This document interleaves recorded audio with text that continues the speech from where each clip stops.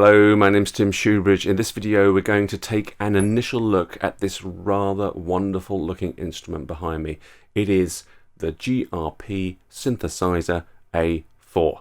Doesn't quite roll off the tongue, does it? My pet name for this instrument is the monolith.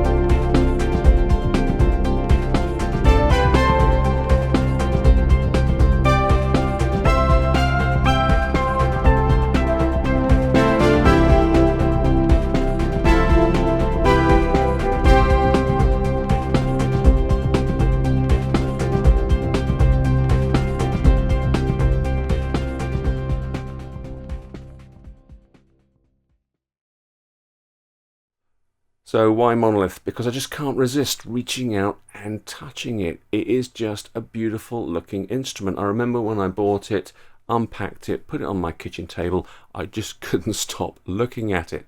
It was mesmerizing. It is so beautiful. Well, I think it is anyway. It's very reminiscent of one of those gorgeous vintage 5U format modular synthesizers from back in the day.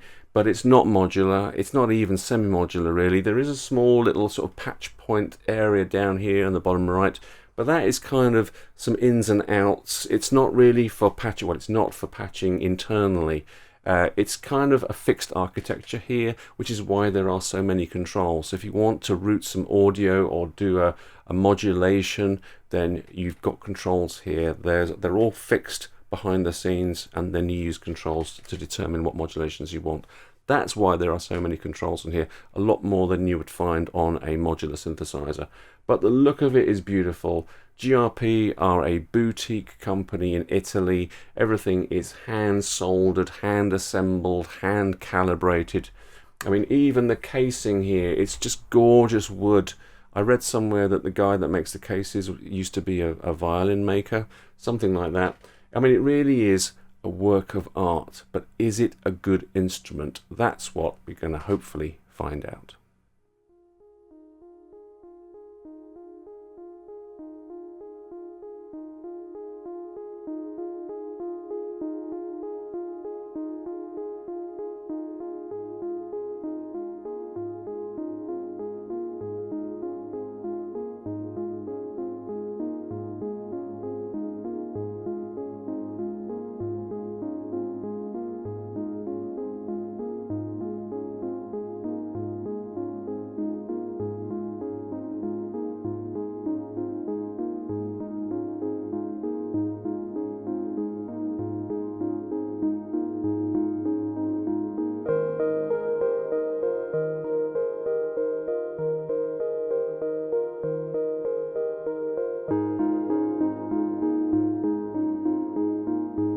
Okay, so let's have a quick tour of the front panel and see what this synth is all about. Top left, we have like a master area, tuning and MIDI, stuff like that, portamento settings. Then we have 3 voltage control oscillators. They're pretty much the same, except that 2 and 3 can be synced to number 1, and 1 and 2 have their own sub-oscillators, which is pretty cool. There are 6 waveforms to choose from on each of the oscillators, plenty of frequency modulation options. Then we have a mixer section where we can mix in the 3 oscillators, the 2 sub-oscillators. We've also got an external audio input, and we have a noise source, and we have a ring mod circuit as well. Then to the right of the mixer, we have the voltage controlled filter section. There are actually 2 completely separate filters here. We have a low pass filter, it's labeled 24 dB, but it has actually a variety of slopes, 6, 12, 18 and 24 dB slopes. And then the right hand side filter is a 12 dB state variable filter. We've got low pass, high pass, band pass and notch. There are various ways of being able to route the audio through these filters, either one on the left or the one on the right, or both together, either in series or in parallel. And we have a really cool feature with these filters is that we can route the outputs to each of the left and right stereo channels of the synthesizer. The synthesizer is stereo. There's an auto pan facility for panning left and right, but we can also route the filters out left and right in a similar way that you can with the Moog Voyager for some really cool stereo effects.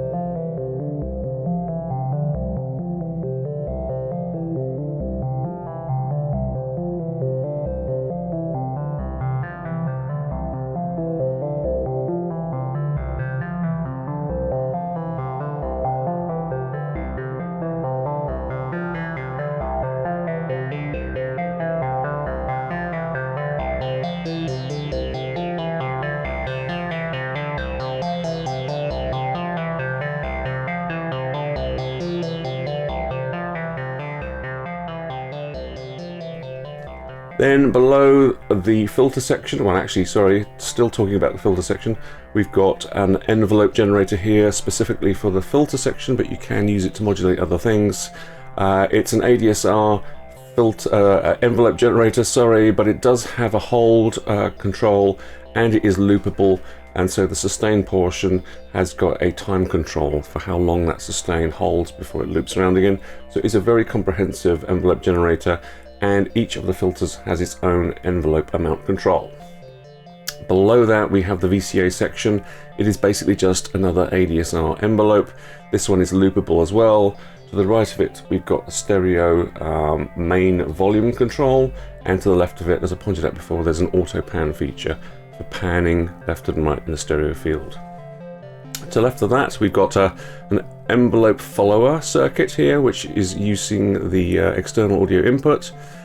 We have a sample and hold section, which is also a noise generator, and then to the left of that we have the first of the low frequency oscillators. There are 2 LFOs, LFO number 1 here, LFO number 2 below it.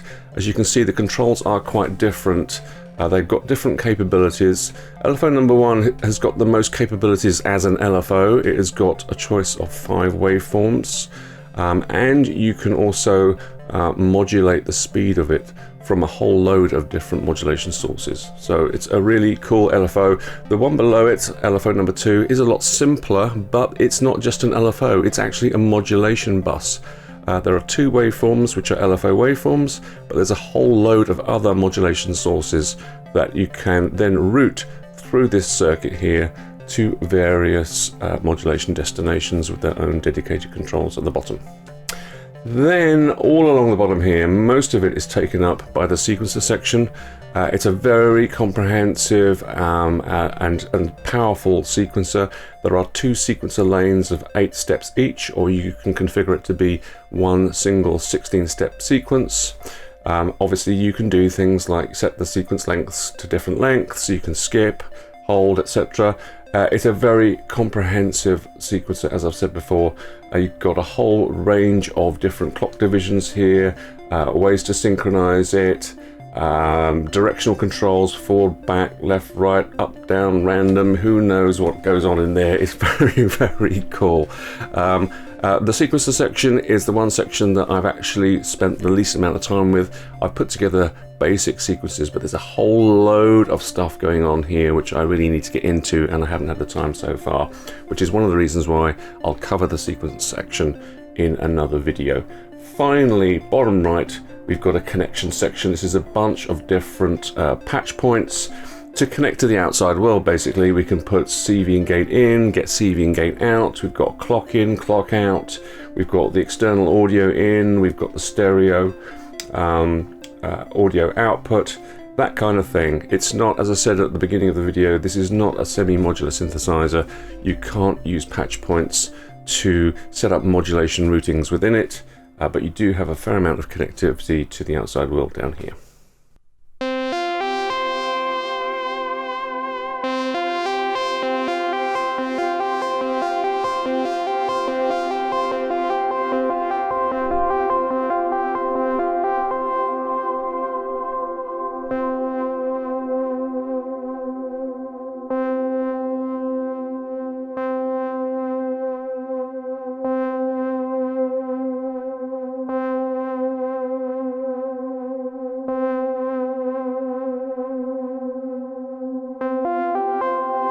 So this patch is an example of implementing a delayed vibrato effect.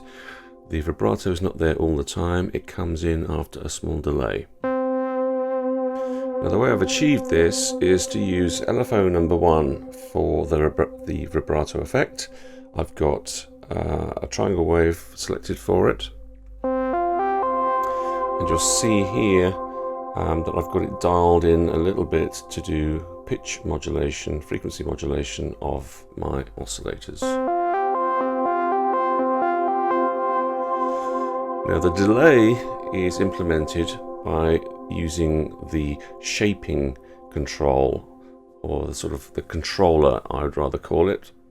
So I'm using envelope generator number 1 as the controller, or the way of shaping the amount of LFO number 1 that is modulating the oscillators. So you'll see here that envelope generator number 1, which is the filter envelope, I've got a long attack and an even longer decay to it. And that is what is giving me that delayed vibrato effect. Now, because I'm using this envelope generator in this particular way, I am not using it to do filter modulation with. So these amount controls are set down to 0. And that's a bit of a shame, because I'm using up an envelope generator just purely to delay the vibrato. What I'm doing instead is I'm shaping the filter with envelope generator number 2. In fact, I'm doing it with both of them because we're hearing it in stereo here. So I'm using envelope generator number 2 to do a little bit of modulation of the filter cutoff of both filters. And envelope generator number 2 is the amplifier envelope. So I'm sharing the single amplifier envelope between the amplifier and both the filters. It's a bit of a limitation. It could all be just removed if we had a delay control on either one of the LFOs. That would be really handy, but we don't have it.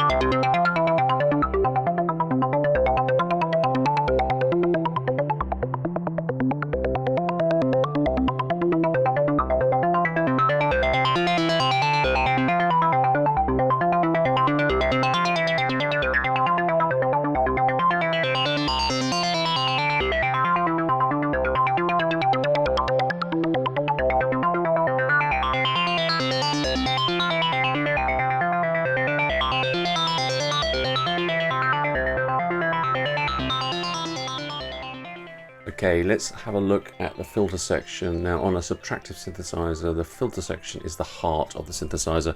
It's what's going to give the synthesizer a lot of its character. And here on the A4, we've got a very comprehensive filter section. There's quite a lot going on here. We've actually got two filters. On the left-hand side here, it's labeled 24 dB low-pass filter. And on the right-hand side, it's labeled 12 dB state variable filter. The left-hand filter has actually got a variety of slopes here. We've got 24, 18, 12 and 6 dB slopes.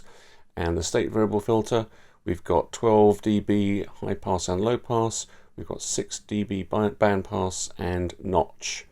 And as part of the whole filter section, we've got down here an envelope generator dedicated to the filters.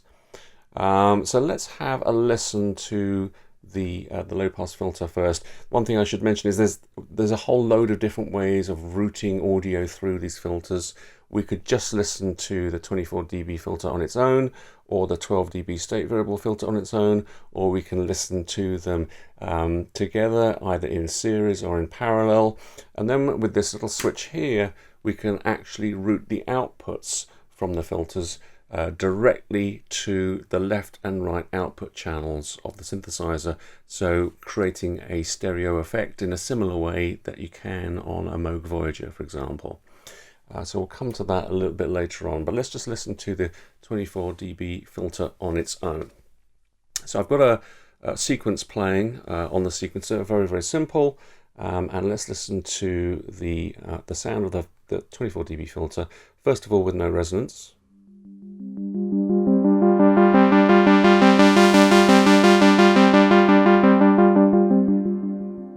Let's add 50% number 5 there.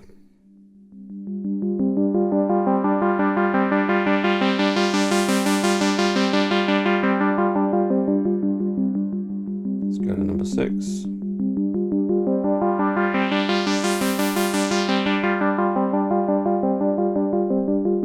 Number 7.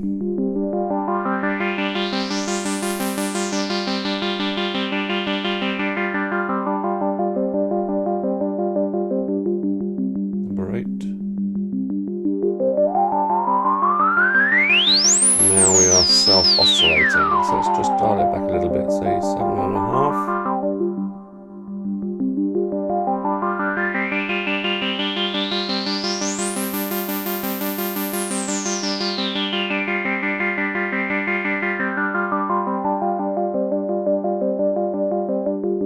It's a very polite filter, I have to say. The resonance response is very, very subtle. And it all kind of happens here, just in this 7 to 8 region. It's a little bit tame. It's certainly not like a Moog ladder filter. The resonance is really very, very subtle.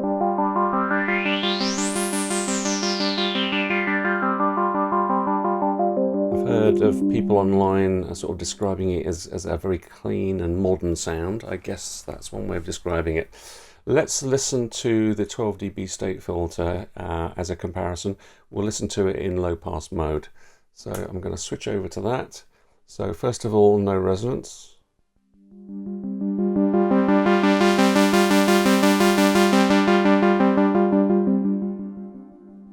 Let's go 50%, number 5.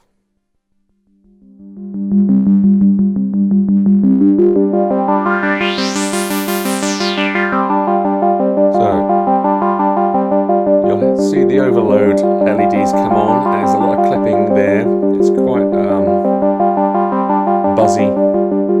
It's not particularly nice sounding. Now there's a level control here. It can be set to distortion amount or for some extra drive or just level. And I was kind of expecting that level control would allow me to control that overloading, but it doesn't. You can see it's still going on. The way to control this overloading is actually at the mixer stage, so you can't see where I've got the camera, but I'm actually going to have to dial back the two oscillators that I've got playing at the moment. Dial them back so they're quieter going into the filter section, and that's the only way to get rid of that overload.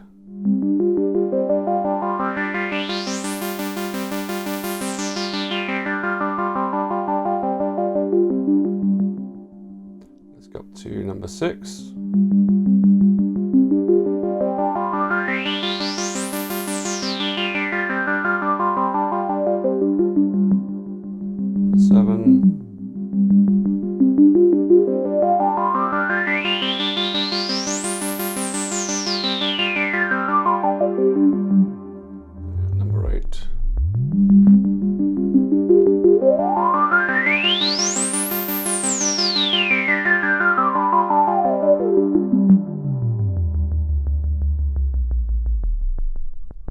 So you get a lot more sort of strong resonance response, those sing-song harmonics, however you want to describe them. You get those with the state variable filter, but it's very, very sensitive to overloading, and when it does overload, it doesn't sound pleasant. You get that kind of crackliness going on there. So that's the kind of limitation I found with the state variable filter.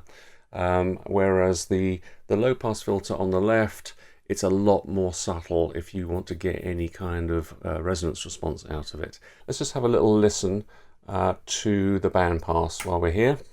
This is the bandpass.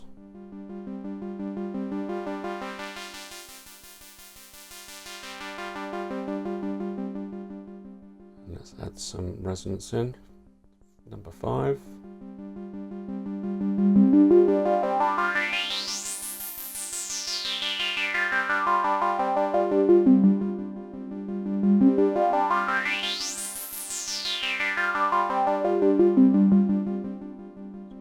Number 6, number 7 maybe.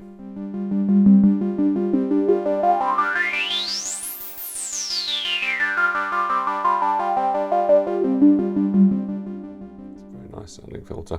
Let's try the notch. Now, with any resonance at all, the notch is so subtle that you can't hear it. It's like, I thought it was broken the first time I tried this. You basically have to take the emphasis right down, the resonance right down to hear it.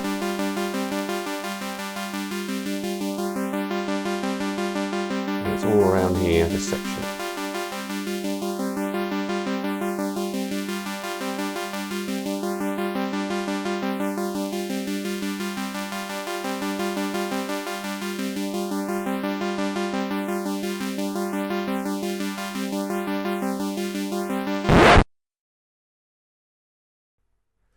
So that's it for this video. We've run out of time, which is a real shame because we've only just started to scratch the surface of the A4. There's so much here still to cover. The modulation capabilities and examples of those, I really need to give you more so you can see the power of the synthesizer. And I haven't touched upon the sequencer either at all, so we'll do those in a follow-up video. If I can give you my initial thoughts on the A4, if I'm perfectly honest, when I started to play it for the first time and patch it, I was a little bit disappointed with the filter section. The low pass filter, the 24 dB filter, it's not at all like a Moog filter. It doesn't have that weight to it. It's very polite, it's very clean sounding, it's very delicate sounding, and you know, maybe it's just subliminal, but when I look at the synth, it just reminds me so much of a Moog modular synth that I was thinking that, you know, the sound of the filters would be quite vintage sounding, and they're not. They don't have that same vintage sort of low-end vibe. Certainly not the low-pass filter. In terms of the state variable filter, the low-pass filter in that circuit has got a lot more character and a lot more oomph to it, and it's only 12 dB, but it is, and you know, for me, it's got that weight that the other filter doesn't have. In terms of the other filter modes, the band pass sounds gorgeous, the high pass sounds gorgeous. The notch, it's just so subtle. It might as well not be there. It really is just way too subtle.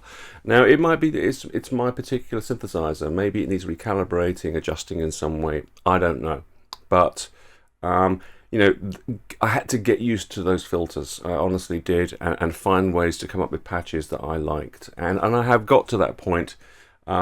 And I do actually really appreciate the filter section. The filter section has got a distortion that you can add if that's the sound that you want. I haven't shown you examples of that, but it has got a distortion circuit inside it. and the stereo offsetting of the two filters and the stereo effects that you can get with different modulations. It's really a ton of fun, and it sounds really beautiful as well. So I do appreciate the filter section. Initially I was a little bit disappointed, but I've got over it. In terms of the rest of the synth, it's comparing it to Eurorack and comparing it to modular synthesizers. It's going to be a compromise. With a modular synthesizer, it's all down to those patch points that the manufacturer provides as to what you can do with it. And here with the GRP A4, it's down to the specific modulation controls that have been provided and what you can do with it. And there are an awful lot of them, and it can be confusing at the beginning. You might hear a little sort of modulation going on in a patch and you want to get rid of it, and you've literally got to scan all over the front panel to try and find out where it's coming from. The LFO number 2 down here has got its destinations and controls for adjusting the amount of modulation right here, whereas LFO 1 doesn't. You have to go around the front panel and find where LFO1 has been used. And remember also that you might be using LFO2 somewhere as well, but it might actually not be an LFO. It might be some other modulation source, such as an envelope generator or even an oscillator. It can be confusing at the beginning. You really have to invest the time to sort of like learn the synth and figure it out, and I think that's when you get the rewards back, and that's why it's taken me a while to get into this synth. And a lack of time as well, but it is a very rewarding synthesizer. It's a lot of fun to sit down in front of it and patch it, and the sounds that I'm getting out of it I'm really enjoying. So that's it for this video. Until the next one, where we check out the sequencer and the modulation capabilities in more depth. Until that video, as always, thank you very, very much for watching.